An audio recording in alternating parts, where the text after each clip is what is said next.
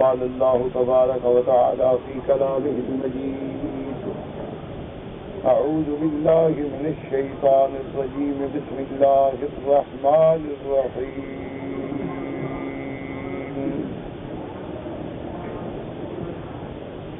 سبحان الذي أسرى بعبده ليلا من المسجد الحرام إلى المسجد الأقصى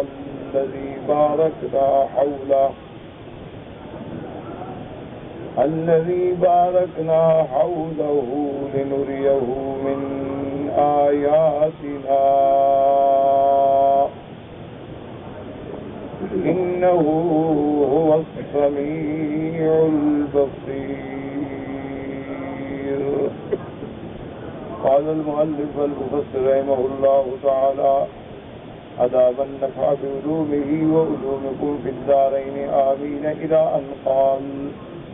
رواية حذيفة بن اليمان رضي الله تعالى عنه قال الإمام أحمد: حدثنا أبو النضر قال حدثنا سليمان بن شيبان عن عاصم عن زر بن حبيش قال: أتيت على حذيفة بن اليمان رضي الله تعالى عنه وهو يحدث عن ليلة أسري بمحمد صلى الله عليه وسلم وهو يقول: فانطلقا حتى أتيا بيت المقدس فلم يدخلاه. قال: قلت: بل دخله رسول الله صلى الله عليه وسلم ليلتئذ وصلى فيه. قال: ما اسمك يا أصلع؟ فأنا أعرف وجهك ولا أدري ما اسمك. قال: قلت: أنا زر بن حبيش.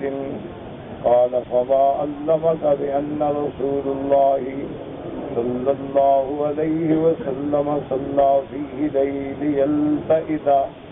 قال: قلت: والقرآن يخبرني بذلك.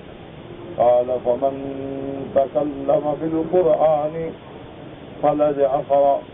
قال: فقلت: سبحان الذي أسرى بعبده ليلا من المسجد الحرام إلى المسجد الأقصى. قال: يا أصلع، هل تجد صلى فيه؟ قلت: لا. قال: ما صلى فيه رسول الله صلى الله عليه وسلم ليلتئذ، ولو صلى فيه لكتب عليكم صلاة فيه كما كتب عليكم صلاة في البيت اللطيف.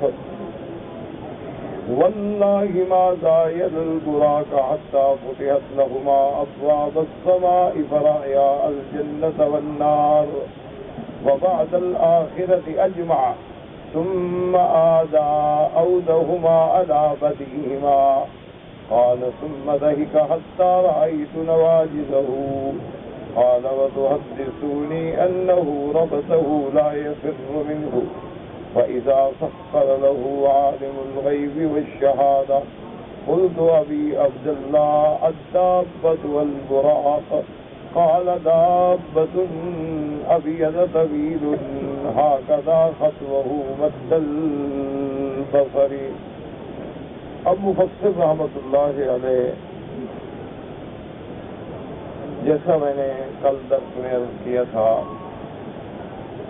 کہ قصہ معراج اور اسراء ایک عظیم واقعہ ہے، عظیم معجزہ ہے، اور اللہ تبارک و تعالی کی عظیم آیات میں سے ایک عظیم آیت. اس لیے میں نے عرض کیا تھا کہ تمام صحابہ نے ایک وقت میں حضور صلی اللہ علیہ وسلم سے یہ قصہ مبارک نہیں سنا. بعض نے مکہ مبارک میں سنا، بعض نے مدینہ منورہ میں سنا، بعض نے ایک حصہ سنا ہے تو دوسرا حصہ نہیں سنا، بعض نے آخر میں سنا ہے تو اول میں نہیں سنا. اور یہ احتیاط ہوتی ہے صحابہ کی کہ وہ جس قدر بات سنتے ہیں اتنی ہی روایت کرتے ہیں، اس میں نہ ایک لفظ آگے بڑھائیں گے نہ ایک لفظ کم کریں گے۔ اب اس کی ایک مثال کہ حضور صلی اللہ علیہ وسلم نے اپنے حیات طیبہ میں حج فرض ہونے کے بعد صرف ایک حج پڑھا ہے۔ صلی اللہ علیہ وسلم نے حج فرض ہونے سے پہلے تو حج پڑھے ہیں، لیکن حج فرض ہونے کے بعد صرف ایک حج مبارک پڑھا ہے، وہی آپ کا پہلا حج ہے اور وہی حجۃ الوداع ہے، وہ آپ کا آخری حج۔ حضور صلی اللہ علیہ وسلم نے 4 عمرے فرمائے، اور اب حضور صلی اللہ علیہ وسلم نے جب حج کا احرام باندھا ہے تو آپ جب حدیث مبارک پڑھیں گے تو اس میں یہ ملے گا کہ حضور صلی اللہ علیہ وسلم نے ذل حلیفہ، جس کا موجودہ نام ہے بیر علی، اس کا اصل نام ہے ذل حلیفہ، اور آج کل مشہور نام جو ہے وہ ہے بیر علی۔ جیسے حضور صلی اللہ علیہ وسلم نے جہاں مشرکین مکہ سے سلو فرمائی، اس کا اصل نام ہے الحدیبیہ، لیکن آج کل مشہور شمیسی ہے۔ حدیبیہ کے نام کو بھی لوگ نہیں جانتے الا وہ لوگ جن کا کتابوں سے تعلق ہے، تاریخ مکہ و مدینہ سے تعلق ہے۔ تو اصل وہ مقام جو ہے ذل حلیفہ یا بیر علی، اور پھر ہمارے لوگ جو ہے ماشاءاللہ یہ تو بہت بڑے بہادر ہیں روایات بنانے میں، روایات سنانے میں۔ انہوں نے ایک روایت بنا لی ہے کہ یہ بیر علی جو ہے، یہاں ایک کنواں تھا اور یہاں جن تھے اور دے تھے اور بھوت تھے اور پتہ نہیں کیا کیا تھا، تو حضرت علی رضی اللہ عنہ نے ان کو پکڑ کے اسی کنویں میں قید کر دیا، تو اس وجہ سے اس کا نام بیر علی ہو گیا۔ اور بعض لوگوں نے یہ روایت بنائی ہے کہ یہ رقبہ اور یہ علاقہ حضرت علی کا تھا۔ تو جیسے آج بھی دنیا میں لوگوں کے نام سے مشہور ہوتا ہے کہ بھی یہ فلاں کا کچا ہے اور یہ فلاں کا کچا ہے اور یہ فلاں کا کنواں ہے، تو یہ رقبہ اور جائیداد حضرت علی کی تھی، تو لہٰذا یہ بیر علی ہو گیا۔ اور یہ دونوں بالکل 100% سے بھی آگے جھوٹ ہیں۔ حضرت علی رضی اللہ تعالی عنہ کے پاس تو اتنے پیسے نہیں تھے کہ بی بی فاطمہ کا مہر دے سکیں، تو حضرت علی رضی اللہ تعالیٰ عنہ نے کہاں جائیداد بنائی تھی اور حضرت علی نے کہاں کنویں خریدے تھے۔ حضرت علی رضی اللہ تعالیٰ عنہ اپنے اولاد کو، اولاد اطہار کو، حسنین کریمین کو، سیدۃ الزہراء کو رضی اللہ تعالیٰ عنہا کو، یعنی روز کا خرچ اور روٹی دینے کے لیے یہودی کے باغ میں جا کے پانی کھینچتے تھے، ڈول کھینچتے تھے اور مزدوری لاتے تھے کھجور، اور اس سے سیدہ فاطمہ الزہراء رضی اللہ تعالی عنہا حسنین کریمین جو ہیں وہ گزارا فرماتے تھے۔ تو روایتیں بنا لیتے ہیں حضرت علی رضی اللہ تعالی عنہ کا کنواں تھا یا کنویں میں انہوں نے جنوں کو قید کیا تھا، یہ جھوٹ ہیں اور گھڑنتو قصے ہیں جو لوگوں نے بنا رکھے ہیں۔ اسی طرح آپ مکہ سے جب مدینہ جاتے ہیں تو راستے میں ایک ہے بڑی مشہور وادی ہے، وادی فاطمہ، وہ بھی لوگوں نے بنا رکھا ہے کہ بی بی فاطمہ کی جائیداد تھی۔ بالکل غلط بات ہے۔ بی بی فاطمہ کو تو مشکیلیں بھرتے ہوئے اپنی پشت پہ داغ پڑ گئے، چکی پیستے ہوئے ہاتھوں میں آپ کو چھالے پڑ گئے، اور حضور صلی اللہ علیہ وسلم سے غلام مانگا کہ حضور مہربانی کریں ہمیں بھی ایک خادم عطا فرما دیں تاکہ ہمارے گھر کے کام میں مدد کرے۔ تو حضور پاک نے فرمایا کہ تم ہر نماز کے بعد سبحان اللہ 33 بار، الحمدللہ 33 بار، اللہ اکبر 34 بار۔ اسی لیے وہ آج تک تسبیحات فاطمی کے نام سے مشہور ہے کہ یہ تسبیحات سیدہ فاطمہ الزہراء رضی اللہ تعالی عنہا و ارضاہا کو حضور نے عطا فرمائی۔ تو جو بیوی اپنے گھر میں ایک ملازم نہ رکھ سکے تو اتنی بڑی وادی کی وہ مالک تھی. یہ قصے ہیں لوگوں نے گھڑے ہیں. حالانکہ نہ اس وادی فاطمہ کا سیدہ سے تعلق ہے، یہ کوئی اور بی بی فاطمہ ہوگی دنیا میں، کوئی عرب خاتون، اور نہ پیر علی کا سیدنا علی سے کوئی تعلق ہے. کوئی عرب کا آدمی ہوگا جس کا نام یہی ہوگا، اس کے نام سے یہ بات نے شہرت پکڑ لی.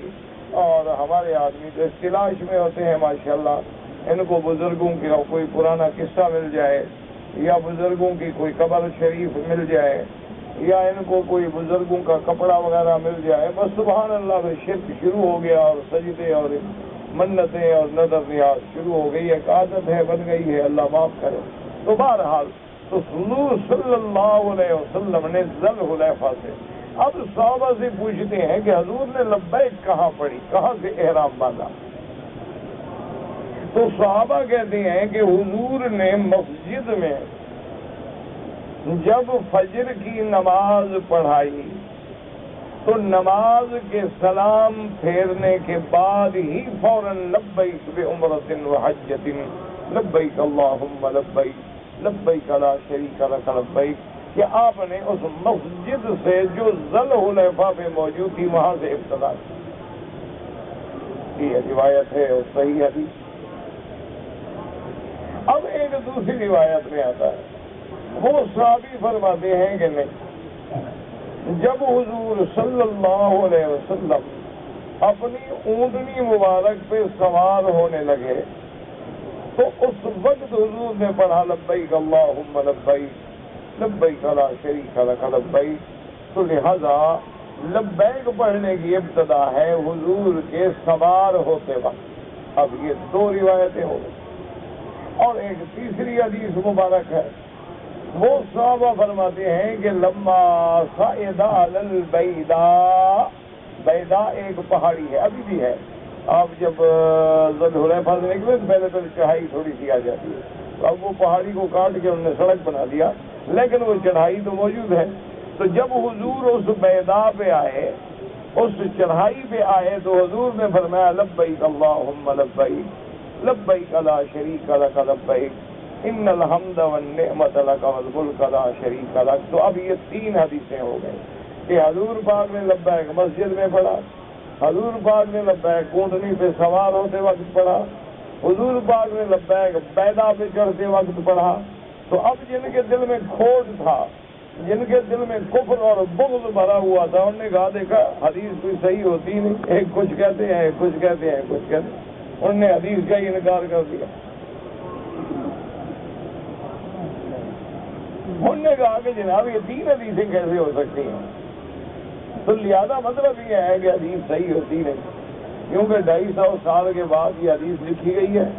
تو 250 سال تک کس کو بات یاد رہی کہ حضور پاک نے کیا فرمایا تھا؟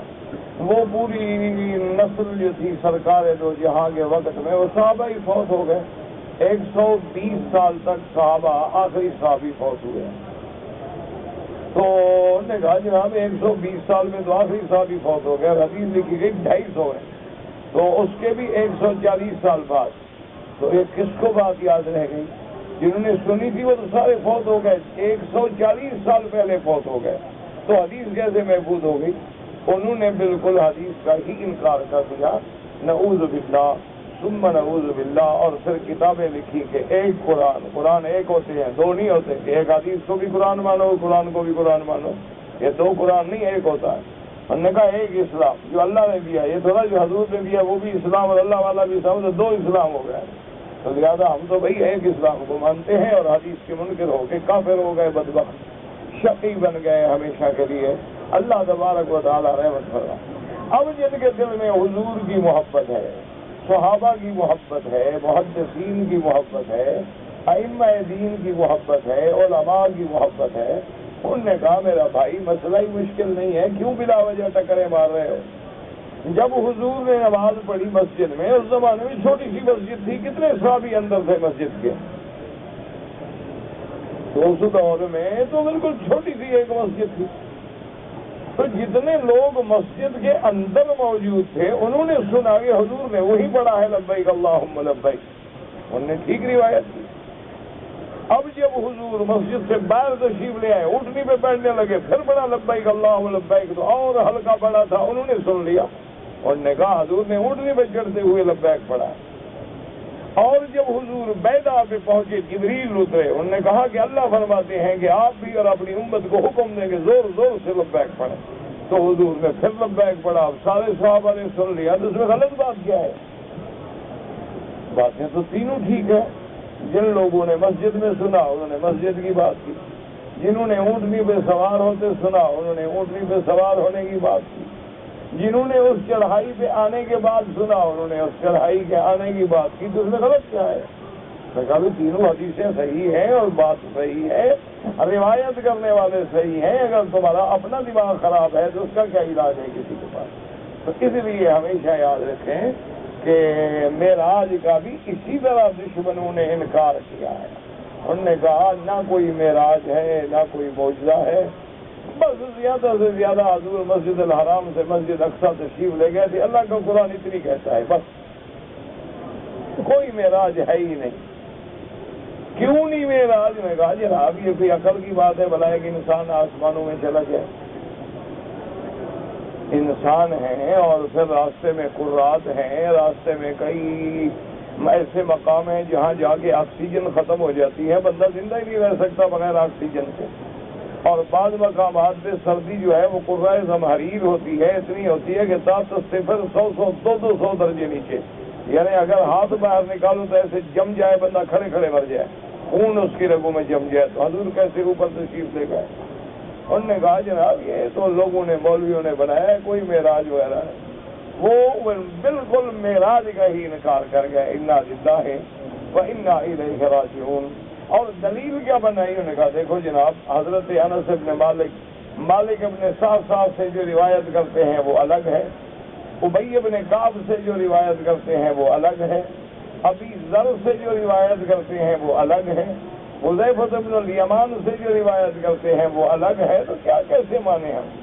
اچھا پھر ایک حدیث میں آتا ہے کہ ایک پیغمبر پہلے آسمان پہ ملے، دوسری حدیث میں آتا ہے کہ دوسرے پہ ملے، تیسری پہ آتا ہے کہ نہیں وہی پیغمبر چوتھے پہ ملے، ایک میں آتا ہے حضور نے مسجد اقصی میں نماز پڑھی، دوسرے میں آتا ہے حضور نے نماز نہیں پڑھی، ایک میں آتا ہے کہ حضور سیڑھی کے ذریعے اوپر گئے، ایک میں آتا ہے کہ حضور براق کے ذریعے اوپر گئے، اور ایک میں آتا ہے کہ جبریل نے ہاتھ پکڑا اور اوپر لے گئے۔ وہ کہتے ہیں جناب کیسے صحیح ہو سکتا ہے؟ نعوذ باللہ معراج ہے ہی نہیں۔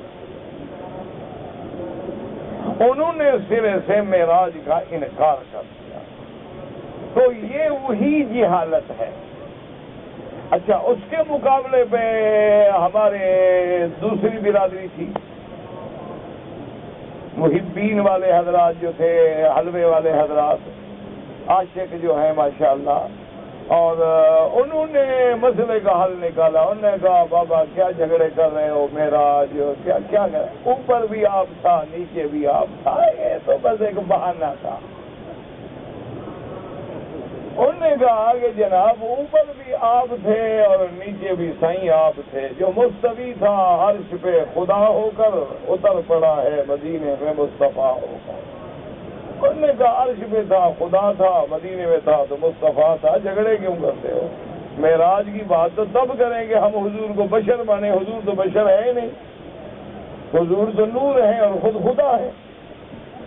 انہوں نے جناب پھر خود ایک روایت بھی بنائی، انہوں نے کہا کہ جب حضور سدرۃ المنتہا سے آگے تشریف لے گئے اور جبریل رہ گیا، تو بہت دیر کے بعد جبریل نے فکر کیا، سوچا کہ میں دیکھوں کہ سرکار کہاں تک تشریف لے گئے، تو اس نے جب اوپر دیکھا تو آپ تھے، خدا تھے، اور انہوں نے کہا بس حضور نیچے بھی آپ تھے اوپر بھی آپ تھے، بس ہمیں رگڑا دے رہے ہیں اور کیا۔ انہوں نے معراج کا یہ حل کیا، انہوں نے کہا خود خدا ہے، جب خدا ہے معراج کی ضرورت ہی نہیں۔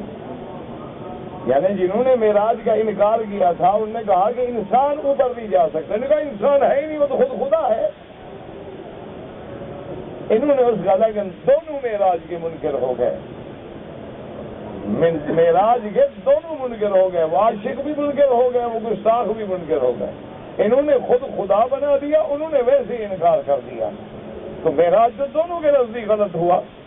معراج صرف علماء توحید، علماء حق، موحدین، علماء دیوبند اور وہ لوگ جن کو اللہ نے صحیح عقیدہ دیا، علماء نجد، علماء عرب، علماء حرمین، صرف وہ معراج کے قائل ہیں. وہ کہتے ہیں خدا خدا ہے، محمد مصطفیٰ محمد مصطفیٰ ہے، اللہ نے بلایا ہے اور محمد مدنی جانے والا ہے. معراج تو تب ہوگا نا ایک بلانے والا ہو اور ایک جانے والا ہو. باقی رہ گئی بات کہ جناب یہ پورے سے کیسے گزریں گے اور فلاں سے کیسے گزریں گے. انہوں نے کہا تمہارے انسانوں کے بنائے ہوئے خلائی شٹل وہ تو یہ سب کچھ طے کر کے چاند پہ پہنچ جاتے ہیں اور چاند کے بنانے والا محمد کو اوپر نہیں بلا سکتا ہے. صلی اللہ علیہ وعلا آلہ واصحابہ وسلم تسلیما کثیرا کثیرا. تو انہوں نے اصل معراج کے ماننے والے وہ ہیں جو صحیح معنی میں عقیدہ رکھتے ہیں کہ خدا خدا ہے، مصطفیٰ مصطفیٰ ہے، محمد مصطفیٰ بشر ہے، سید البشر ہے، ابن عبداللہ ہے، ابن عبد المطلب ہے، سیدہ عائشہ کا شوہر ہے، فاطمہ رقیہ ام کلثوم زینب کا باپ ہے، حسنین کا نانا ہے. وہ معراج کے قائل ہیں. جو خدا سمجھے وہ بھی منکر معراج ہیں اور جو حدیث کے منکر ہیں وہ بھی منکر معراج ہیں. ان کا معراج سے کوئی تعلق ہے ہی نہیں. اور اسی طرح اگلی بات سمجھ رہے ہیں، ایک مسلمان نماز پڑھتا ہے اور ایک مسلمان بے نماز. تو سمجھ لیں بالکل ٹھنڈے دل سے جو بے نماز ہے وہ معراج کا قائل ہی نہیں، وہ منکر معراج ہے. کیونکہ معراج میں کیا تحفہ ملا تھا؟ نماز کا. تو جو نماز پڑھ رہا ہے وہی صرف میرے مدنی کے معراج کو مانتا ہے کہ وہ ہر نماز میں آتا ہے اور کہتے ہیں السلام علیک ایھا النبی ورحمۃ اللہ وبرکاتہ، السلام علینا وعلی عباد اللہ الصالحین. وہ وہی معراج والی رات کے فرمان کو یاد کر کے ہر نماز میں دہرا رہا ہے اور روزانہ 5 دفعہ محمد مدنی کے معراج کو مان رہا ہے اور 5 دفعہ معراج کو زندہ کر رہا ہے اور معراج کی حقیقت کو تسلیم کر رہا ہے. معراج کا ماننا جھنڈیاں لگانے سے نہیں ہوتا، معراج کا ماننا مٹھائیاں تقسیم کرنے سے نہیں ہوتا، معراج کا ماننا جلوس نکالنے سے نہیں ہوتا، معراج کا ماننا نعرے لگانے سے نہیں ہوتا، معراج کا ماننا بڑے بڑے بینر لگا دینے سے نہیں ہوتا. معراج کا ماننا نماز سے ہوتا ہے. معراج کا ماننا مسلمان کا اطاعت محمد مصطفیٰ سے ہوتا ہے صلی اللہ علیہ وعلا آلہ واصحابہ وسلم تسلیما کثیرا. اب جناب بات سمجھیں کہ صحابہ کی روایات مختلف کیوں ہیں. اس کی وجہ یہ ہے کہ حضور کا معراج جو ہے ایک تو ہے مکے میں اور روحانی معراج حضور کے اللہ عالم کتنے ہیں جو مدینے میں ہیں. تو جن لوگوں نے وہ رویا کی بات سنی انہوں نے کہا حضور نے جو بتلایا وہ خواب تھا. جنہوں نے معراج جسمانی کی بات سنی انہوں نے کہا نہیں بالکل حضور کا معراج تھا. اچھا، جس نے اتنا سنا کہ حضور براق میں بیٹھے مسجد اقصیٰ تشریف لے گئے اس نے اتنے تک بیان کیا. جس نے یہ پہلا حصہ سنا ہی نہیں اس نے آگے سنا کہ ثم عرج بی الی السماء، اس نے اگلا حصہ بیان کیا. اور اچھا بات یہ ساری لمبی تمہید میں کیوں کر رہا ہوں کہ آپ کو اللہ کرے آج کا سبق سمجھ آ جائے، کیونکہ حضرت حذیفہ فرما رہے ہیں کہ حضور نے مسجد اقصیٰ میں نماز پڑھی نہیں.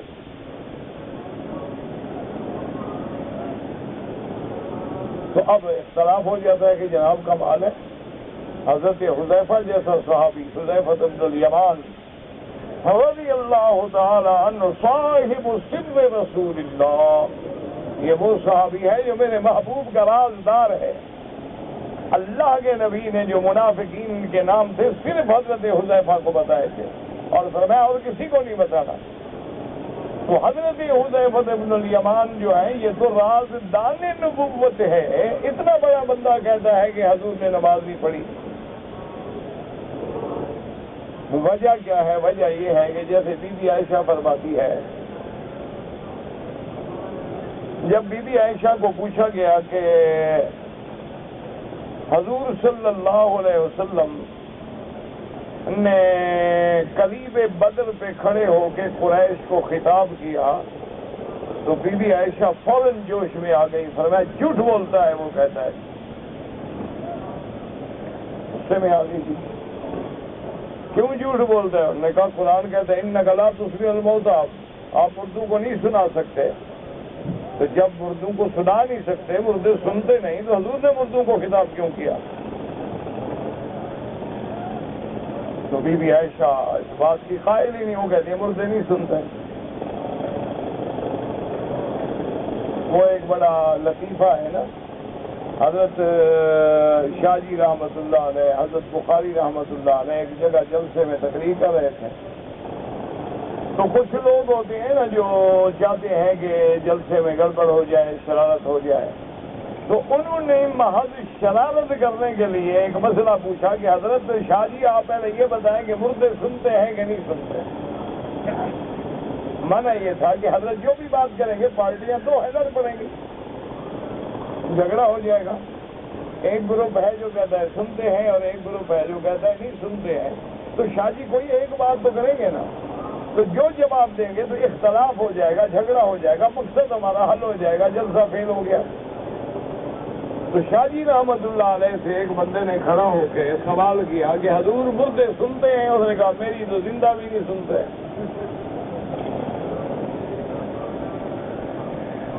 انہوں نے کہا تم مردوں کی بات کرتے ہو، میری تو زندہ بھی نہیں سنتے۔ انہوں نے کہا کیسے؟ انہوں نے کہا تم سنتے ہو؟ انہوں نے کہا بیٹھ جاؤ، بس بیٹھ گیا۔ انہوں نے کہا سنتے ہو نا، بس بیٹھ جاؤ، جو میں سناتا رہوں سنتے رہو، تو بات ہی ختم ہو گئی۔ تو اس لیے میں عرض کر رہا تھا کہ اب بی بی عائشہ کا ایک اپنا اجتہاد ہے، بی بی مجتہدہ ہے، عالمہ ہے، ذکیہ ہے، اس کا اجتہاد ہے بی بی صاحبہ کا۔ سیدہ عائشہ رضی اللہ تعالی عنہا، یعنی جس کے بارے میں حضور نے فرمایا خذوا نصف دینکم، آپ نے فرمایا کہ آدھا دین اگر سیکھنا ہو تو بی بی عائشہ سے سیکھ لو۔ تو بعض مسائل میں بی بی عائشہ جو ہے وہ مجتہدہ ہے، ان کا اجتہاد اس آیت کے مبارک تھا۔ اچھا، اور جو صحابہ کہتے ہیں کہ نہیں ہم نے خود حضور بدر کے میدان میں بدر کی فتح کے بعد اس کنویں پہ تشریف لے گئے جس کنویں میں وہ 70 کافر مردار ڈالے گئے، اور حضور نے وہاں کھڑے ہو کے فرمایا کہ حل وجدتم ما وعدکم ربکم حقا، کہ اے بدبختو اللہ کا وعدہ پکا پورا ہو گیا آج کے نہیں ہو گیا؟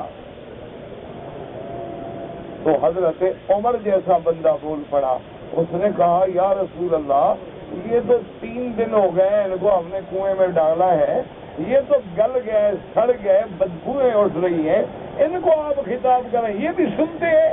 آپ نے فرمایا اسمع منکم، تم سے بھی زیادہ سنتے ہیں۔ حضور جلال میں آ گیا، آپ نے فرمایا بل اسمع منکم، تم سے بھی زیادہ سن رہے ہیں۔ تو اب وہ صحابہ کہتے ہیں کہ بی بی عائشہ تو بدر میں تھی نہیں بیچاری، وہ تو بدر کے میدان میں گئی نہیں، اس کو تو ایک واقعہ سنایا، ایک آیت سامنے تھی، وہ بیچاری اس میں غصے میں آ گئی کہ قرآن کہتا ہے کہ لا تسمع الموتیٰ۔ تو اس لیے ہمیشہ یاد رکھیں کہ ایک صحابی کا اجتہاد ہے، کہ ایک صحابی کہتا ہے کہ حضور نے نماز پڑھی، حضرت حذیفہ نے کہا تمہارے پاس دلیل کیا ہے؟ اس نے کہا قرآن ہے، اس نے کہا پڑھو، اس نے کہا سبحان الذی اسریٰ بعبدہ لیلا من المسجد الحرام الی المسجد الاقصی، اس نے کہا یہ کہاں لکھا ہے کہ حضور نے نماز پڑھی؟ اس میں سے اتنے لکھا ہے نا کہ مسجد الحرام سے مسجد اقصی تک گئے، تو نماز کا ذکر ہے؟ تو اس نے کہا جی ہاں نماز کا ذکر تو نہیں ہے۔ تو وہ صحابی پوچھنے والا جو تھا نا بیچارہ، کچھ اس کے بال بھی میری طرح نہیں تھے، تو حضرت حذیفہ نے محبت سے یہ بھی کہا کہ گنجے پڑھو قرآن، تو اس نے پڑھا، تو انہوں نے کہا ہے نماز؟ کا نہیں ہے نماز، کا نہیں پڑھی ہے تو اللہ اکبر کبیرہ والحمدللہ. بس حضور اور جبریل تشریف لے گئے تھے اور بیت المقدس سے سیدھے آسمان پہ چلے گئے. تو اب جو لوگ یہ احادیث مبارک پڑھتے ہیں نا وہ گھبرا جاتے ہیں کہ یہ کیا بات ہے، حالانکہ بالکل ٹھیک ہے. اسی لیے یاد ہوگا آپ کو پہلے دن کے سبق میں، اگر کیسٹ ہو تو سن لینا، میں نے کہا تھا کہ اختلاف ہے کہ حضور نے جاتے ہوئے نماز پڑھی یا واپسی پہ نماز پڑھی. میں نے کہا تھا کہ راجح بات یہ ہے کہ واپسی پہ نماز پڑھی، جاتے ہوئے نہیں پڑھی. تو جب جاتے ہوئے نہیں پڑھی، حضرت حذیفہ بھی ٹھیک کہہ رہے ہیں، صحابی بھی ٹھیک ہے کہ حضرت حذیفہ جو کہہ رہے ہیں کہ حضور نے نماز نہیں پڑھی، مانا جاتے ہوئے نماز نہیں پڑھی. اللہ کے آسمانوں کے اترنے کے بعد، نماز لے آنے کے بعد حضور صلی اللہ علیہ وسلم نے نماز پڑھی. تو لہذا اس صحابی کا فرمان بھی حق ہے، اور جو نماز کی روایت فرما رہے ہیں ان کا فرمان بھی حق ہے. تو کسی میں اختلاف نہیں ہے. بات تو تھوڑی سمجھنے کی ہے، تدبر کی ہے، تأمل کی ہے کہ اللہ ہمیں قرآن و حدیث کے سمجھنے کی توفیق عطا فرمائے. اب بات یاد رکھیں کہ لا تسمع جو ہے ہمیشہ یاد رکھیں. سب سے پہلی بات تو یہ ہے کہ جب اللہ آپ کو موقع دے، اللہ آپ کو توفیق دے، سب سے بچائے، اللہ حضور کی امت کو پھر ایک بنا دے، اللہ حضور کی امت کو ایک پرچم پہ کھڑا کر دے. اب دیکھیں نا یہاں کیسا نظارہ ہے. اللہ کا کعبہ ہے، امام ہیں، شافعی ہیں، حنبلی ہیں، مالکی ہیں، حنفی ہیں، ایک امام کے پیچھے کھڑے ہیں، نمازیں پڑھ رہے ہیں. اللہ کا شکر ہے، نہ جھگڑا ہے نہ مسئلہ ہے. وہی بات، کیوں سب حق پہ ہیں، سب مسلمان ہیں، سب ایمان والے ہیں، جھگڑا کس بات کا؟ اچھا کچھ ساتھی رفع دین کر رہے ہیں، کچھ نہیں کر رہے، کچھ زور سے آمین کہہ رہے ہیں، کوئی نہیں کہہ رہے. کیا ہو گیا بھائی؟ یہ تو اعلیٰ اولیٰ کے مسئلے ہیں کہ کفر اسلام کی تو جنگ ہے ہی نہیں کہ اس پہ آدمی لڑتا رہے اور جھگڑتا رہے. یہ تو اللہ کے مسئلے ہیں کہ بعض ائمہ کے نزدیک کرو تو افضل ہے، بعض کے نزدیک نہ کرو تو افضل. امام ابو حنیفہ رحمۃ اللہ علیہ جو کہ بہت زیادہ مدقق ہیں، وہ کہتے ہیں کہ بھی ایک حدیث مجھے دکھا دو جس میں حضور نے کہا ہو کہ کرو تو میں کروں گا.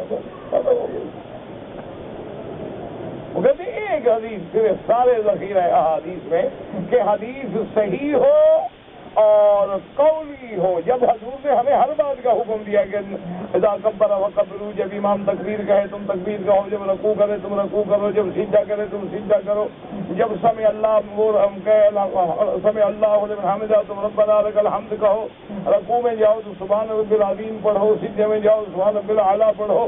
یہ سارا حضور نے سمجھا دی. یہ بھی کہتے تھے کہ رفع دین کرو. وہ کہتے ہیں بالکل ایک حدیث دکھا دو قولی ہو، فعلی نہ. بات تو سمجھے، قول اور فعل میں بڑا فرق ہوتا ہے. فعل کا معنی یہ ہوتا ہے کہ حضور نے ایک عمل کیا ہے، ہو سکتا ہے کہ بیان جواز کے لیے کیا ہو کہ بھی کرو تو جائز ہے، وہی معنی نہیں. تو ایک ہے کہ حکم، جب اتنی اہم چیز ہے تو آخر حضور نے حکم کیوں نہیں دیا؟ ہر بات کا تو حکم دیا ہے، اس کا حکم کیوں نہیں دیا ہے؟ انہوں نے کہا بالکل آمنا و صدقنا، جو کرتے ہیں فعل رسول ہے، آمنا باللہ، اس کا ہمیں کوئی انکار نہیں. لیکن فعل میں اور قول میں فرق ہے. اسی لیے امام شافعی فرماتے ہیں کہ عمرہ جعرانہ سے کرو تو افضل ہے. امام ابو حنیفہ فرماتے ہیں نہیں، مسجد عائشہ سے کرو تو افضل ہے. اب عمرے کے تو دونوں قائل ہیں، کوئی انکار نہیں کر رہا. اچھا امام شافعی فرماتے ہیں کہ وہاں سے کیوں افضل ہے؟ وہ کہتے ہیں کہ حضور نے خود جعرانہ سے عمرہ کیا ہے تو فعل رسول ہے، جب حضور نے کیا ہے تو وہی سے افضل. امام صاحب فرماتے ہیں میرے عزیز، جہاں حکم ہو، یہاں حضور نے حکم دیا ہے بی بی عائشہ کو کہ جا کے کراؤ، یہ قول رسول ہے، وہ افضل ہوتا ہے. فعل تو کبھی بیان جواز کے لیے بھی ہوتا ہے. جیسے ایک صحابی نے آگے بی بی عائشہ سے پوچھا کہ کیا حضور کبھی وضو کرنے کے بعد کوئی ایسا واقعہ بھی ہے کہ آپ نے بی بی کو بوسہ دیا ہو اور پھر وضو نہ کیا ہو دوبارہ؟ وہ صحابی دیکھنا چاہتے تھے کہ کیا آدمی بیوی کو بوسہ دے تو وضو ٹوٹ جاتا ہے یا وضو رہتا ہے. اس لیے اب یہ مسئلہ تو بیوی سے پوچھا جا سکتا تھا اور کس سے پوچھا جائے. اچھا پوچھنے والے کون ہیں؟ عبداللہ بن زبیر بھائی ہیں بیوی صاحبہ کے، ان کی بہن کا بیٹا ہے، تو اپنی ماسی سے مسئلہ پوچھ رہا ہے، خالہ سے. تو انہوں نے کہا کہ کوئی ایسا واقعہ ہے حضور کا کہ آپ نے وضو کر لیا، وضو کے بعد بیوی کو بوسہ دیا؟ تو آپ نے فرمایا بی بی عائشہ نے، کان یقبل بعض نسائہ، حضور پاک کبھی کبھی کسی اپنی بیوی کو وضو کے بعد بھی بوسہ دے کے نماز کے لیے چلے جاتے تھے، دوبارہ وضو نہیں کرتے تھے. تو عبداللہ بن زبیر کہتے ہیں میں ہنس پڑا، میں نے کہا کہ اماں وہ آپ ہی ہوں گی اور کوئی بیوی نہیں ہوگی. تو کہتے ہیں وضحکت عائشہ، بیوی صاحبہ بھی ہنس پڑی. تو اب یہ فعل رسول ہے، تو کیا اب ہم سب کو حکم دیں گے کہ وضو کر کے بیوی کو بوسہ دے کے نماز پہ آیا کرو؟ کیا کرو؟ اللہ پاک سمجھنے کی توفیق عطا فرمائے. تو ہم کہیں گے کہ جائز تو ہے لیکن سنت بنا کے حکم نہیں دیں گے کہ ایسا ضرور کیا کرو. حضور صلی اللہ علیہ وسلم نے کیا ہے، آمنا وصدقنا، ہمارے آنکھوں میں. اچھا بعض علماء اس کی تعویل کرتے ہیں کہ کیا اس نے شہوت سے دیا یا بغیر شہوت کے دیا؟ وہ کہتے ہیں کہ اگر تو بغیر کسی شہوت کے تھا کوئی بات نہیں، اس کی بیوی ہے. اگر شہوت سے دیا تو ہو سکتا ہے کہ اس کی مزی نکل گئی ہو تو وضو ضرور کرے. تو یہ تو باریکیاں ہیں میرے بھائی. تو اس لیے جو رفع دین کرتا ہے اس سے بھی نہ لڑا کرو اور جو نہیں کرتا ہے اس سے بھی بغض نہ رکھا کرو. اللہ پاک سب کی نمازیں قبول فرمائے. تم دونوں پارٹیاں جو ہے نا اکٹھے ہو کے زور لگاؤ، جو نماز نہیں پڑھتے ان کو مسجد میں لے آؤ خدا کے لیے.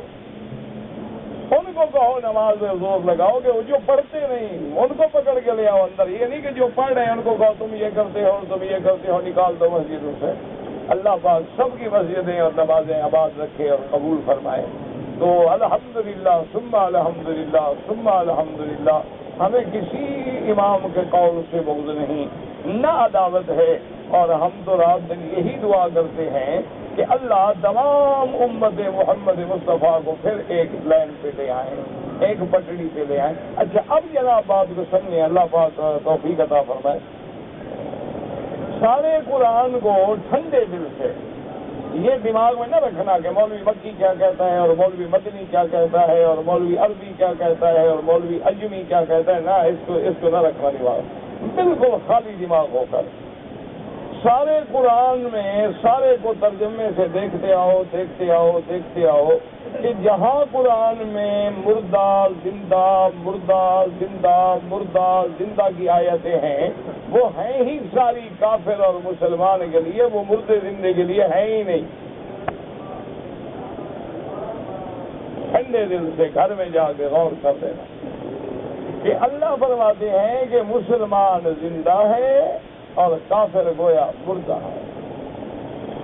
اب من کان میتن فاحییناہ، جو مردہ تھا پھر اس کو ہم نے زندہ کیا. کیا مانا؟ کافر تھا پھر اسلام نصیب کر دیا، وہ زندہ ہو گیا.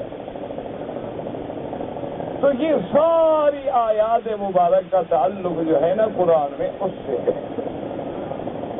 ایک بات یہ میری بات پہ نہ رہنا، گھر میں جا کے جتنی آیتیں ہیں نا وہ ساری تفصیل کھول لینا. ان آیتوں کو ٹھنڈے دل سے پڑھنا، اس سے پہلے بھی بعد میں بھی کہ یہ کافر اور مسلمان کا ذکر ہو رہا ہے یا مردے زندے کا ہو رہا ہے.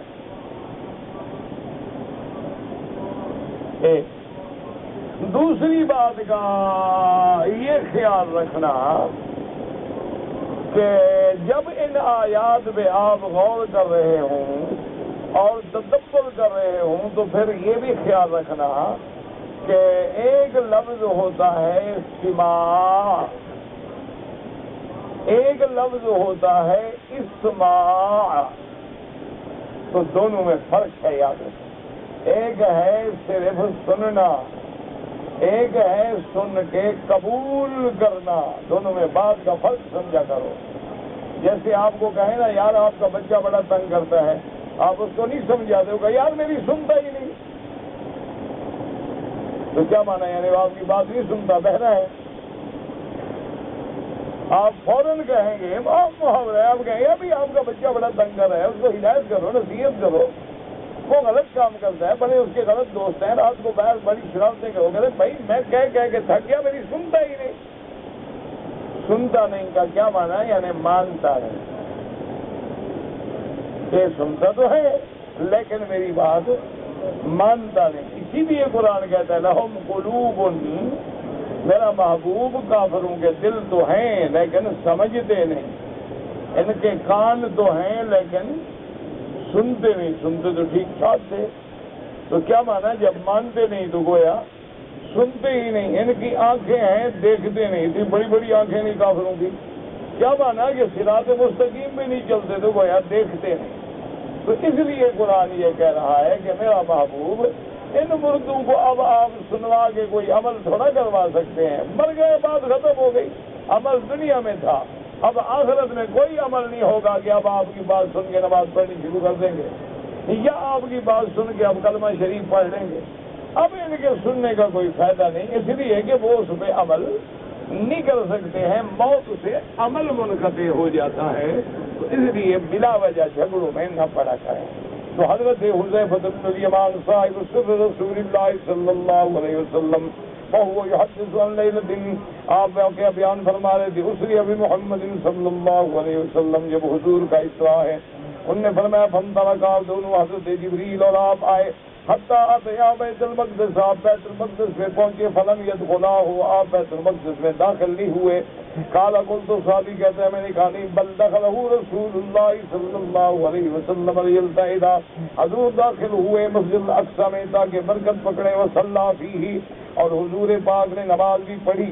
قال حذیفہ ما اسمک یا اصلع، حضرت حذیفہ نے پوچھا کہ گنجے تیرا نام کیا ہے؟ فَأَنَا أَعْرِفُ وَجْهَكَ وَلَا أَدْرِي مَا اسْمُكَ، میں تیرا چہرہ تو پہچان رہا ہوں لیکن تیرا نام میں نہیں جانتا۔ قال قلت أنا زر بن حبیش، وہ صحابی کہتے ہیں میں نے کہا حضور میرا نام زر بن حبیش ہے۔ قال فما علمك بأن رسول اللہ، انہوں نے کہا کیا دلیل ہے تیرے پاس کہ حضور پاک نے بیت المقدس میں نماز پڑھی ہے؟ قال قلت القرآن يخبرني بذلك، اللہ کا قرآن خبر دیتا ہے۔ قال فمن تکلم بالقرآن، آپ نے فرمایا کہ اچھا جو آدمی قرآن میں بات کرے پھالا جا، وہ غلطی میں پڑ جاتا ہے، اچھا پڑھو قرآن کیا کہتا ہے۔ فقلت سبحان الذي اسرى بعبده ليلا من المسجد الحرام الى المسجد الاقصى، قال یا اصلا هل تجد صلى فيه، کیا اس آیت میں آپ کو یہ بات ملتی ہے کہ حضور نے نماز پڑھی ہے؟ قلت لا، قرآن میں تو نہیں ہے۔ تو کہا واللہ ما صلی فیہ رسول اللہ صلی اللہ علیہ وسلم لیلتئدا، حضور پاک نے وہاں یعنی اس مقام سے برکت حاصل کرنے کے لیے نماز نہیں پڑھی ہے۔ وَلَوْ صَلَّىٰ فِيهِ لَكُتِبَ عَلَيْكُمْ صَلَاةٌ فِيهِ، اگر حضور نے نماز پڑھی ہوتی تو تم پر بھی اللہ وہاں نماز پڑھنا فرض کر دیتے، جیسے کہ حضور نے مسجد بیت العتیق یعنی کعبہ شریف میں نماز پڑھی ہے۔ اصل بات یہ ہے کہ واللہ ما زال البراق حتیٰ فتحت لہما، حضور پاک اسی طرح براق پہ سوار رہے اور آسمانوں پہ گئے، آپ کے لیے آسمانوں کے دروازے کھلے گئے۔ فرایا الجنت والنار، آپ نے جنت دیکھی، آپ نے دوزخ دیکھی، اور جو اللہ پاک کے بعد ہیں وعید ہیں سارے دیکھے۔ ثم آذا اودہما علی بطنہما، پھر اسی طرح واپس آئے۔ قال ثم ضحك حتى رأيت نواجذه، اس کے بعد آپ ہنسے۔ قال وتحدثوني انه ربطه لا يفر منه، انہوں نے کہا آپ لوگ یہ بھی قصہ سناتے ہیں کہ براق کو باندھا گیا، بس اللہ جس اللہ نے براق بھیجا تھا، اللہ کا بھیجا ہوا براق بھاگ جاتا کہ آپ نے باندھا تھا۔ انہوں نے کہا وہ تو اللہ نے مسخر کیا تھا نا براق، تو جب اللہ نے تابع کر دیا ہے۔ قلت ابا عبد اللہ دابت البراق قال دابت ابيض طويل، ہاں ایک جانور تھا لمبا تھا، ہاں کذا خطوبہ مد البصری، اور اس کی نظر جہاں پڑتی تھی وہاں قدم تھا۔ رواه ابو داود والطیالسی عن عماد بن سلمة عن عاصم به، ورواه الترمذي والنسائي بالتفسير من حديث عاصم وهو ابن ابي النجود به، وقال الترمذي حسن، وهذا الذي قاله حذيفة رضي الله عنه نفي ما اثبته غيره عن رسول الله صلی اللہ علیہ وسلم من ربط الدابة بالحلقة من الصلاة ببيت المقدس مما سبق، وما سبق مقدم على قوله۔ اب مفسر رحمۃ اللہ علیہ فرماتی ہیں کہ حضرت حذیفہ کے اس قول سے ایک تو براق کے باندھنے کی بات کی نفی ہوتی ہے، ایک حضور کے نماز پڑھنے سے نفی ہوتی ہے، لیکن باقی روایات میں آپ کا براق باندھنا بھی ثابت ہے اور نماز پڑھنا بھی ثابت ہے. وہی روایات جو مقدم ہے وہ زیادہ صحیح ہیں. اللہ تعالی عالم. اللہم صلی علی محمد وعلی آل محمد وبارک وسلم. نمازی کے آگے سے نہ گزریں, مسجد الحرام میں بھی نہ گزریں. مجبوراً گزرنا ہو تو سجدے کی جگہ پہ پاؤں نہ آئے, تھوڑا دور ہو کے گزریں. کہتے جی کہ مزدلفہ اور مینا کو کیوں مزدلفہ مینا کہتے ہیں؟ مینا کہتے ہیں جہاں خون بہایا جائے, الذی تحراق بہ الدماء, اور مزدلفہ کہتے ہیں جہاں لوگوں کی بھیڑ آئے اختلاف و عرفات سے. جمعہ والے دن کتنی رکعتیں پڑھیں؟ امام ابو حنیفہ رحمۃ اللہ علیہ کے نزدیک جمعہ کی نماز سے پہلے 4 رکعت سنت اور جمعہ کے بعد 4 رکعت یا 6 رکعت. میری بیوی سے بہت محبت ہے, لیکن بیوی کہتی ہے کہ داڑھی منڈا ڈالو, تو پھر اس کا مطلب ہے یعنی حضور سے بھی آپ کو بیوی سے زیادہ محبت ہے. اور حضور کا ایک فرمان یاد رکھو, حضور فرماتے ہیں وہ بندہ مومن ہی نہیں ہو سکتا جب تک ساری کائنات سے زیادہ پیارا محمد مصطفیٰ نہ ہو. تو اب آپ کی مرضی, بیوی سے محبت نبھاؤ یا محمد مصطفیٰ سے نبھاؤ, تمہاری مرضی.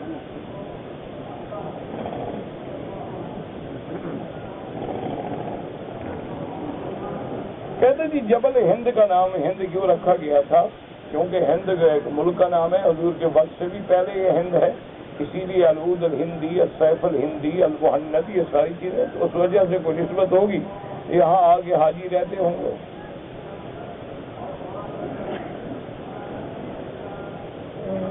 ہم مدینے سے احرام باندھ کے آئے, میری بہن کو حیض آ گیا, وہ اسی طرح مکان پہ رہے.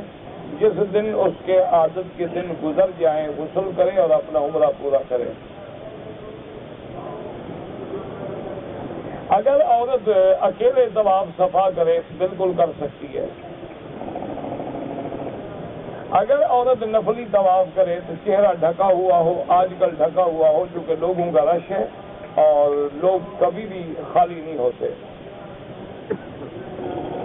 اگر طواف اور صفا کے دوران گفتگو کی جائے جائز ہے. اگر پانی کی پیاس لگے پی سکتے ہیں, لیکن بلا ضرورت باتیں نہ کریں. رکن یمانی سے ہاتھ لگائیں, بسم اللہ اللہ اکبر, یہ سنت ہے, اور اس کے بعد اللہم انی اسألک العفو والعافیہ ربنا آتنا. تو اللہ کے فرشتے کہتے ہیں کہ یا اللہ اس بندے کی دعا قبول فرما.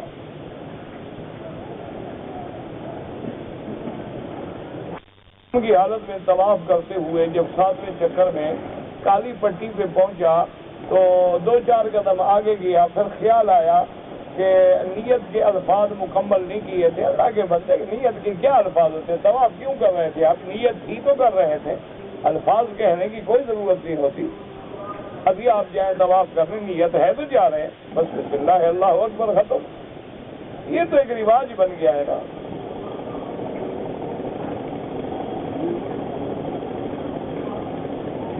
وہ کون سے صحابی تھے جن کے بارے میں حضور نے فرمایا کہ اگر میرے بعد نبوت کا دروازہ بند نہ ہوتا وہ نبی ہوتے؟ حضرت عمر. لو کان بعدی نبی لکان عمر.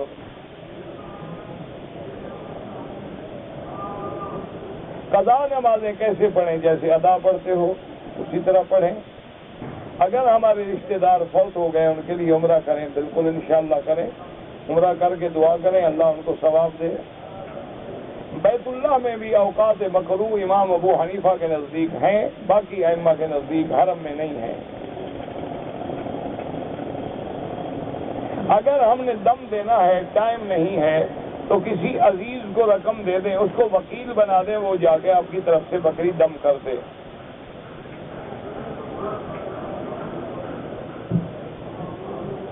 میں نے اپنی گھر والی کو ایک آدمی سے کہا کہ پردہ کیا کرو, وہ ناراض ہو گئی, اس کی بے وقوفی ہے. آپ سختی سے بھی حکم دے سکتے ہیں.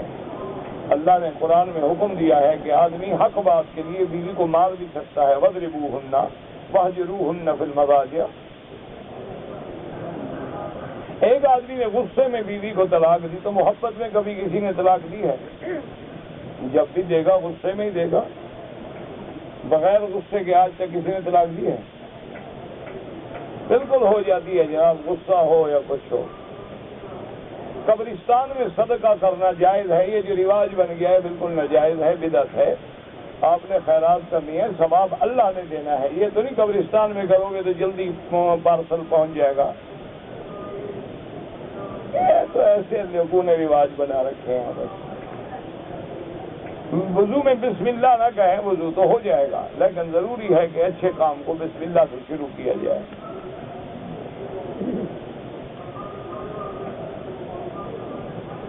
اگر مکہ شریف میں بازار سے جو پرندے بکتے ہیں خرید کر کے کھائیں، بالکل جائز ہے. شکار نہ کریں جنگلی پرندوں کا حرم کی حد میں.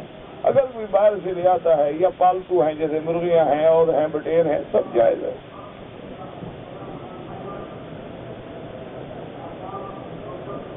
جو عورت پردہ کرتی ہے وہ احرام کی حالت میں بھی پردہ کرے، احرام کی حالت میں چہرہ کھلا رکھے، لیکن اگر غیر محرم مرد سامنے ہوں تو کپڑا لٹکا لے. جو لوگ فوت ہو گئے وہ میں نے ابھی بتا دیا ہے، یہ بھی وہی فوت ہونے والے کا مسئلہ ہے. جو جہاد کشمیر کر رہے ہیں وہ درست ہے، بالکل درست ہے. کافروں سے لڑ رہے ہیں، اس جہاد میں تو شک ہی نہیں، وہ تو براہ راست ہندوؤں سے لڑائی ہے.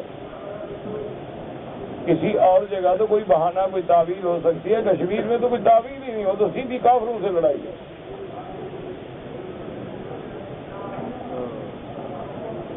احرام کی حالت میں کندھا کب نکالیں؟ طواف کے پہلے 3 چکروں میں. نمازی کے آگے نہ گزرا کریں.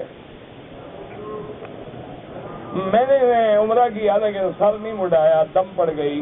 اب پہلے دم دوں، پہلے دیں بعد میں دیں، پہلے سر تو مڈائیں نا.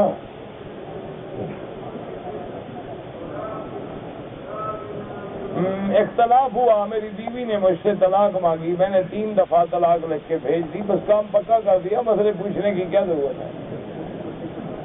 پہلے پوچھا کرو اللہ کے بندے. احرام کی حالت میں اگر گرمی ہو غسل کر لے، بالکل کر لے، لیکن خوشبو والا صابن استعمال نہ کرے. پانی بہا دے گرمی کو رفع کرنے کے لیے. قیامت کے دن پتہ نہیں کوثر کا پانی انشاءاللہ پئیں گے. اور تو مجھے پتہ نہیں لگتا کہ آپ نے کیا لکھا ہے. میرا بیٹا بیمار ہے، اللہ سب کے بیٹوں پہ رحمت فرمائے، اللہ سب کے بیٹوں کی حفاظت فرمائے، صالح بنائے، عالم بنائے، قرۃ عین بنائے. اگر ہم مسجد عائشہ سے عمرہ کریں حنفی مسلک میں جائز ہے. قرآن شریف کو پاؤں پہ رکھنا بالکل منع ہے، ناجائز ہے، بے ادبی ہے. صلاۃ الجنازہ کی 4 تکبیروں میں کیا پڑھیں؟ حنفی مسلک میں پہلے ثنا، بعد میں درود، اس کے بعد دعا. شافعی مسلک میں پہلے فاتحہ، اس کے بعد درود، اس کے بعد دعا. ایک اچھا دائی بننے کے لیے کس کی کیا اچھے لوگوں دائیوں کے ساتھ رہیں، تربیت ہو جائے گی. اب میری بیوی عمرے پہ آئی ہوئی ہے تو کیا اس کے لیے نماز ہوٹل میں پڑھنا افضل ہے یا حرم میں؟ نماز تو اس کے لیے ہوٹل میں افضل ہے، لیکن اگر حرم میں بھی آئے تو وہ قسمت سے آدمی آتا ہے تو لا تمنعوا اماء اللہ عن بیوت اللہ. حضور نے فرمایا کہ اللہ کی بندیوں کو اللہ کی مسجدوں سے روکا بھی نہ کرو. مسئلہ بتا دو کہ بھی گھر میں افضل ہے. باقی آئے تو احتیاط سے دور پڑے، مردوں کے سامنے نہ آئے، دوسری منزل پہ بیٹھ جائے، پیچھے بیٹھ جائے، پردہ قائم رکھے.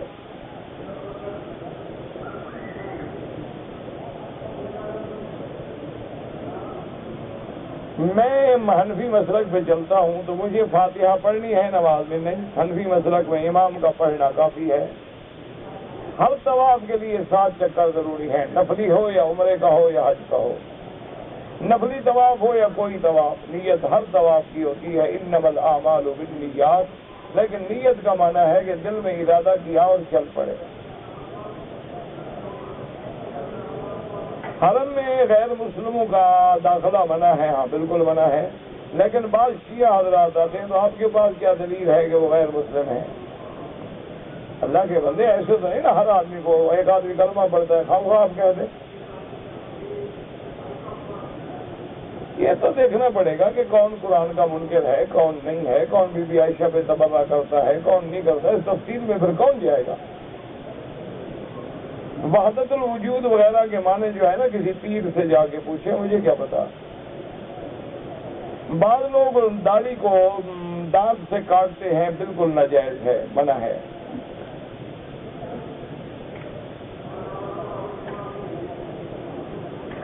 محرم کے ہوتے ہوئے عورت اپنی پھپھی وغیرہ کے ساتھ مل کے طواف کرے، بابا بالکل طواف جائز ہے.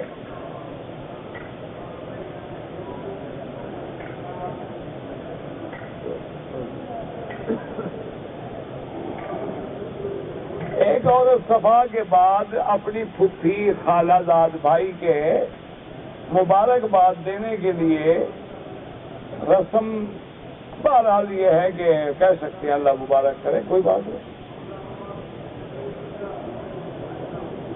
نفلی طواف میں عورت پردہ کرے، ہر وقت پردہ کرے. میں نے عمرہ کرنے آیا، احرام باندھا، لیکن جوتی بند تھی، چپل بھول گیا، کوئی حرج نہیں، کچھ بھی نہیں ہوتا، سب عمرہ ہو جاتا ہے. اگر عمرے کی نیت کے بعد حیض آ جائے کوئی بات نہیں، بی بی عائشہ کو حیض آ گیا تو کیا ہوتا ہے؟ یہ تو اللہ نے لکھا ہے، اس میں کوئی نہ نقصان ہے، نہ گناہ ہے، نہ کوئی بدقسمتی ہے.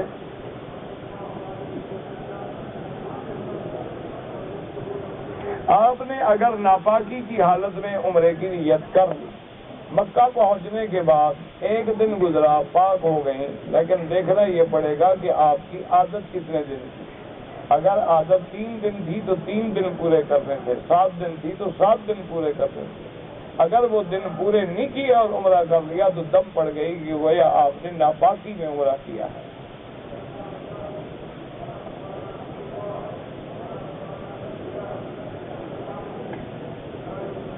اگر حالت احرام میں عطر لگائیں نہیں، عطر دیکھا ہے، گزرے ہیں، وہ باتیں لگائیں گے تو دم پڑ جائے گی. رفع یدین نہ کرنے کا میں نے حکم نہیں دیا، میں نے تو کہا سب کی نماز ٹھیک ہے، جو کرتے ہیں وہ بھی سنت ہے. اگر آپ کو یہ حکم سمجھ آیا ہے تو کیسٹ موجود ہے، اس کو ذرا توجہ کر کے پھر سن لیں. 4 امام حق پہ ہیں، بالکل حق پہ ہیں. یہ 8 دروازوں سے جو آدمی حرم آ رہے ہیں، کس کی نماز غلط ہے؟ یہ 4 امام ہمیں لاتے کہاں ہیں؟ حضور کے دروازے پر.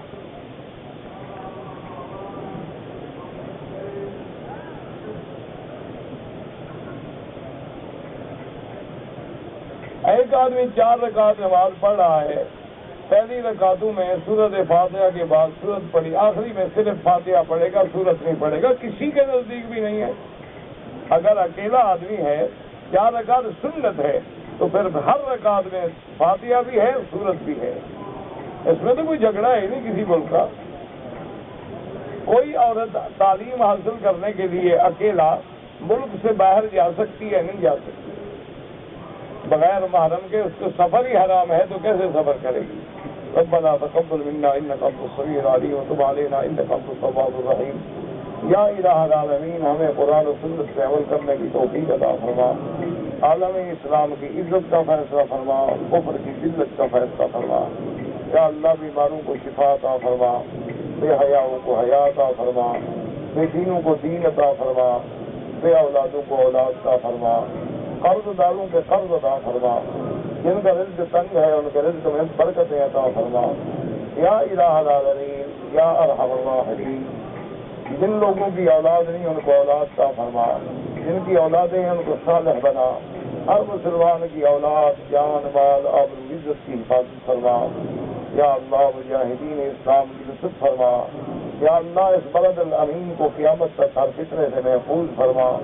یا اللہ اس بلد الامین کو ہر مفتن کے فتنے سے محفوظ فرما، ہر مفسد کے فساد سے محفوظ فرما. یا اللہ اس کے امن و استقرار کو قیامت تک قائم و دائم فرما. اللہم ربنا تقبل منا انک انت السمیع العلیم وتب علینا انک انت التواب الرحیم. اللہم انا نسألک من الخیر کلہ عاجلہ وعاجلہ ما علمنا منہ وما لم نعلم. اللهم إنا نعوذ بك من الشر كله عاجله وآجله ما علمنا منه وما لم نعلم. يا إله العالمين، يا أرحم الراحمين، یا اللہ مسلمان جس ملک میں ہیں، یا اللہ عرب میں ہیں، عجب میں ہیں، یا اللہ ان کی جان مال آبرو عزت کی حفاظت فرما، یا اللہ مسلمانوں سے اپنے عذاب رفع فرما، یا اللہ مسلمانوں سے اپنے عذاب رفع فرما۔ اللہم لا تہلکنا بذنوبنا، اللہم لا تعذبنا بذنوبنا، اللہم ثبتنا علی الایمان، اللہم ارزقنا حسن الختام، اللہم اجعل ایامنا خیر ایامنا آخرہا، ربنا آتنا فی الدنیا حسنة وفی الآخرة قنا عذاب النار۔ صلی اللہ تعالی علی خیر خلقہ سیدنا محمد و آلہ و صحبہ اجمعین۔